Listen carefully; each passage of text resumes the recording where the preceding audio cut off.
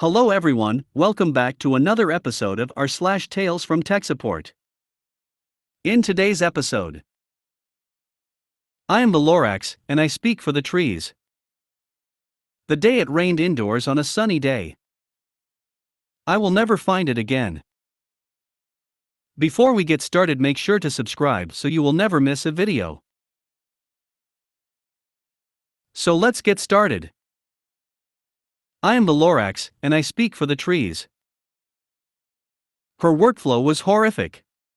Print document, edit it by hand, scan in edits and email to herself, print that again, and scan to email to the customer. She had filled every single drawer, cabinet, and work surface at her desk, and even a few filing cabinets out on the floor with her printouts. IT got involved because they were going through toner at an insane rate, and she was basically treating this departmental printer like a personal printer. One of her suggestions for an accommodation was to get her a personal printer, which only addressed one of the problems. Lady was not very socially aware. No joke, we got a call from our printer contractor to inform us that we were exceeding our maintenance cycle by a lot. I personally hated every inch of it because of the sheer volume of paper she was wasting. Literal reams per week. More than the rest of her department, and this is AR, who has to keep a lot of paper records. IIRC, her claim was that her eyes were bad and the screen caused eye strain, so under the ADA she was allowed accommodations. I suggested an e-ink reader of some sort. The boss kicked it to legal. Legal pointed out she had not provided any documentation of a disability, and that even if she had, this didn't meet the definition of a reasonable accommodation by any stretch. Unbeknownst to IT at the time, it was actually worse than we thought. Her desire to avoid using a screen had her enlisting other people in the department to file her reports, again using her hand-edited printouts, which of course generated more printouts once the reports were finalized. Yes, there were several threats of a lawsuit from her. We're pretty laid back at our company, so no one retaliated or took things too seriously, but HR and legal had to sit her down and explain how the ADA actually works. Ultimately, we offered to accommodate her with special glasses, screen filters, even ordering special screens to reduce blue light, and she was adamant that she didn't want them and had to be allowed to print everything. Boot came down. No unnecessary printing, period. She could either take the offered accommodations or not at her preference, but printing was now a no-no. Her desk would need to be cleaned. We had to replace the overhead because the IKEA grade wood was warping under the weight. It took 3 interventions by IT and many more from her manager before her printing got down to something resembling the rest of her department. Part of her disciplinary action was being moved to the desk farthest from the printer, which I found endlessly amusing. Not sure if that's why she got fired, but she was fired some time later. Somewhat related, my dad worked with a guy who kept so much paper at his desk the fire marshal declared it a hazard during an inspection. Sounds bizarre. I find screens better because of the ability to resize them to suit. There just seem to be certain people who can't cope with changes and/or technology. We see them on the support line a lot. Interestingly, it's not always older people. I've had a few younger ones that were jaw-dropping. This woman wasn't much older than me on No Spring Chicken, but I was certainly part of the internet generation. I'm not entirely sure this wasn't a very roundabout method of work avoidance, since this would necessitate her going very slowly. I've seen 2 issues that relate to this. 1. Users who adamantly refuse to adapt how they work in any way, shape, or form. 2. Users who have a genuine problem, for which they are not technically competent enough to find a solution. They fixate on the problem as being a fundamental defect of the technology that can never be fixed by anyone in any way. They find that using paper solves or alleviates the problem. And they become fixed on paper being the only solution. Once they do this, all other solutions that are proposed fall into the category of that won't work. It's a psychological limitation. Now, this was 20 years ago, but I used to work for a UK cabinet minister's office. There is primary legislation from about 100-odd years ago about full paper records for things to be kept, altered by the courts, so they are kept for 50 years. Even back then, we electronically filed stuff as well, but we couldn't find a way around this law, so endless paper as well. I have no idea if it's still in force. I only know that in 30 years, some historian will be looking at my illiterate scrawl. 50 years? Normal paper degrades before that time frame. You'd need acid-free paper just to pull that off, and most people don't even know that exists, or that it's a problem in the first place. This reminds me of Nuke School. It was a constant joke that we were 2 shredder failures away from a cave-in. The book depository for the schoolhouse was on the 2nd floor.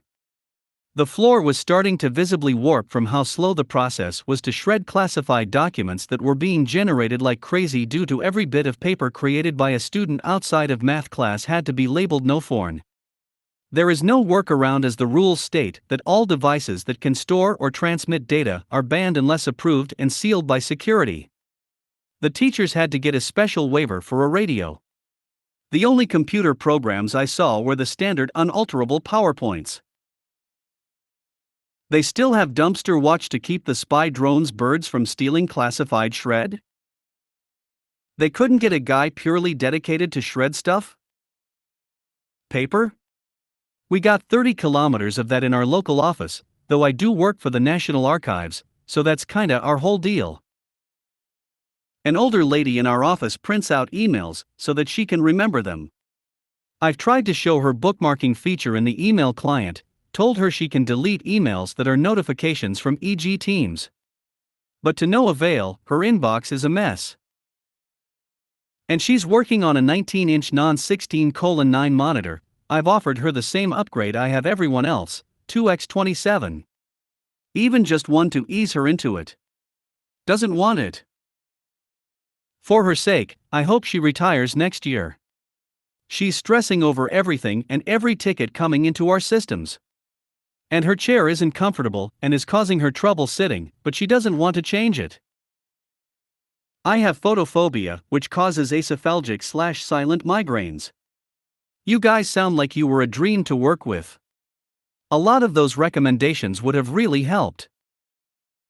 I've worked around folks who love to print, but never this bad.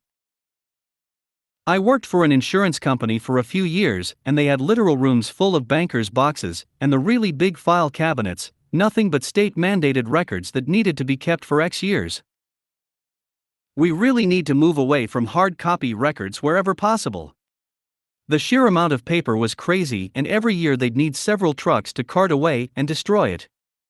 99.99% of it would never see the light of day after being printed, and there was no way in hell they could reliably find anything if they needed to. It boggles my mind that people who are this big of a hassle can keep their jobs for as long as they do, while I struggle to find basic office work due to lack of experience. From the sound of it, this lady would have put up a fight over the ADA, but yeah, I get what you mean. We all know that one person whose presence at the office cannot be rationally explained. I've encountered that I print everything typed before, but in every case they were a monitor upgrade from happiness. Usually just a case where the crappy monitor they had was legitimately too small, and in one case we had someone request a blue light filter. Cheap fix, and they were happy with the result. Tried it.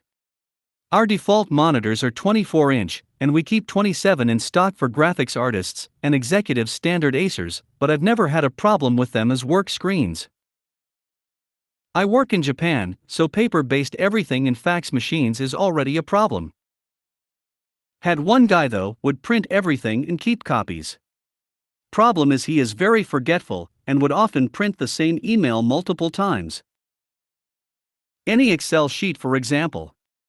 Transport costs that are submitted once a month? Printed every day after every change to it.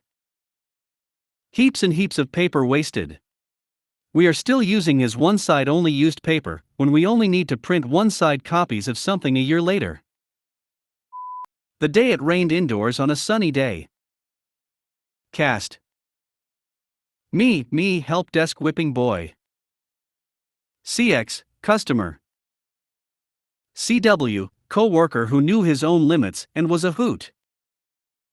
I was unfortunately actually on the floor selling products when this CX came in stating his PC was acting strange and wasn't running right when using Microsoft Word. My CW took it and made the ticket, and was explained it could take some time to diagnose the problem, and we'd reach out to him with the issue and cost for fix if could be done. Once I was done selling my soul helping my customer, I started working on the few computers we had in the back. When I saw the ticket, I figured I'd do a reset of Windows 10 on the computer and reinstall Office. He had an older version with a permanent license before the days of 365, so I was copying all the needed codes, and I did a backup. Technically we are supposed to charge for these, but screw corporate, I wanted to help the customer. Well, while doing the backup I noticed there wasn't really a whole lot, some tax documents, work files and pictures of their kid and them, so I just did an old copy paste to a USB rather than a full clone. Mid backup his hard drive failed. Well crap, at least I have some of the backup right. Wrong. A little panicked, I hooked up his hard drive to our work desktop with a SATA to USB tool, and after much finagling I was able to get into the drive to run our clone/recovery tool to back up whatever files we could. Couldn't get much, but got most of the photos and a few files. So I called him, explained what happened, and he wanted to keep the laptop, so we swapped in a replacement HDD. We actually had one spare, we were gonna chunk. Had just done inventory, and rather than correct the totals my boss preferred the OL chunk and hope LP never noticed. Needless to say, chunk usually meant techs took turns taking extra merch home from pens to SSDs. So long as they were less than $100 anything was fair game after inventory. It just so happened this HDD was gonna go home with CW, but he didn't need it, and this way we could probably still skirt by having to charge the CX. So we replaced the hard drive, reinstalled everything, and put all his files into a folder labeled backup. We figured since it was a slow day behind the counter we wouldn't even charge him. We gave him a call, and when he got there I was explaining what we did, and showing him the few files we found, and mid-sentence he breaks down crying and bear hugged me in the middle of the store. I'm not really a hug guy, more of a pat on the back, but I was so taken back I just kinda froze, and when he released me, he explained that the photos of his son he thought were lost. He had passed away from cancer almost a year ago, and after their house fire they lost all their physical photos, and all of his stuff. Since they weren't very tech literate and couldn't find where they had saved them on the computer, they had effectively lost anything of him. He tried to pay us, we refused and called the checkout counter, and told them his money was no good, so he couldn't try to leave anything at the front for us either. The weather forecast called for a sunny day, but man, it was raining behind that counter, I swear. I can imagine those are the kind of moments you, and anyone working in customer service, live for. You have provided above and beyond service for a person that is so much more than just grateful. There should be a golden ticket award to give out on this sub. Absolutely. As much as the screaming and yelling customers get to me, I always try to remember you never know what the person on the other end is going through. I love these moments in IT. When we can truly help somebody in ways we didn't even imagine. It's those tiny moments in this long career that I cherish and help drive me forward. You're a good dude, OP, keep striving, brother. Agreed, you too, man. That was a very wholesome story, so wholesome it sounds fake, not saying it is, just that it's so wholesome it sounds like something out of a Lifetime movie special. Good on you, op. I totally get that, lol. I honestly couldn't believe it at the time, the pure chance I may have never even seen that data to recover if the drive had gone out fully, lol. It does bear a striking similarity to the top of all time story on this sub. After the many soul-killing experiences I've had in tech support, this warms my heart. It's easy to fix things for a user. Healing someone is on another level. Trying to wrap my head around this because it gave me a headache reading this. Customer came in for a word error. You decided to reset and uninstall work. Then you lose some of his files and believe you are the savior because you failed to properly back up this man's device? I will never find it again. Hey, everyone. I hope you all are doing all right. So, I'm not much of a talker. Sometimes it feels like I'm a spy. I don't post, I don't comment, I don't upvote. I just watch. Anyways, I figured if I ever was gonna say something somewhere, it must be on this sub. What follows isn't an epic story, in fact, it may seem a little silly to you, but what would be of this sub without the silly things users do? So, here it goes. First of all, a little background. I work as an IT at a school for students aged 4 through 18. You know, the usual, help the users with their tasks, solve problems with Windows, applications, printers. One of these days, one of my coworkers, coworker 1, was sitting next to me, looking for something on YouTube. She had to leave the computer for a few minutes. While she was gone, another coworker sat at the computer to do another task. When coworker 1 came back, she saw someone had used the computer and closed the page she left open. She started to complain. Coworker 1, somebody closed Google Chrome. How am I gonna find that same page again? It was exactly what I needed, it was perfect. Now I will never find it again. Let me tell you about something called browser history. You see, Google Chrome keeps track of every page we open. So it's easy to find the same page again. I then proceeded to hit Ctrl+H on her keyboard and said, there it is, all the pages visited on this computer. Without even trying, she kept saying, Coworker 1, it's not here. I will never find it again.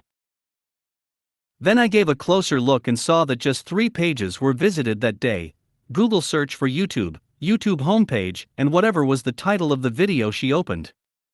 Then I clicked on the page with the video title, and would you look at that, exactly the video she was looking for. Coworker 1, thanks, Othiagogons.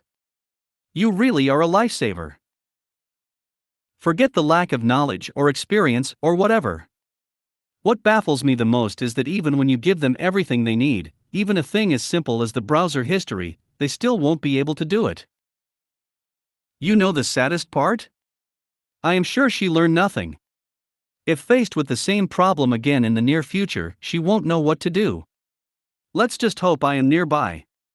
That's my job, after all. Let's just hope I am nearby. That's my job, after all. Better yet, I hope you're nowhere near, and that person has to figure it out all on their own for a change. There is a saying I recall reading that goes something along the lines of, if you pick somebody up every time they fall down, they learn to fall down a lot. Look at the bright side. Your job will be secured for a long time. And with hard tasks like this, I'm sure you'll be able to be the office saint. How can someone be an IT tech and not know about retrieving something from the browser history? Most laymen can even do that. I presume said coworker was a teacher, not another IT. It's amazing how bad teachers these days are at learning. It's particularly appalling since how to learn is the most critical thing they could possibly teach. Alternatively, if it was the most recently closed tab, Ctrl+Dift+T also works. If you made it to the end of the video, thanks for watching. Don't forget to like, subscribe and share, and we will see you in the next video.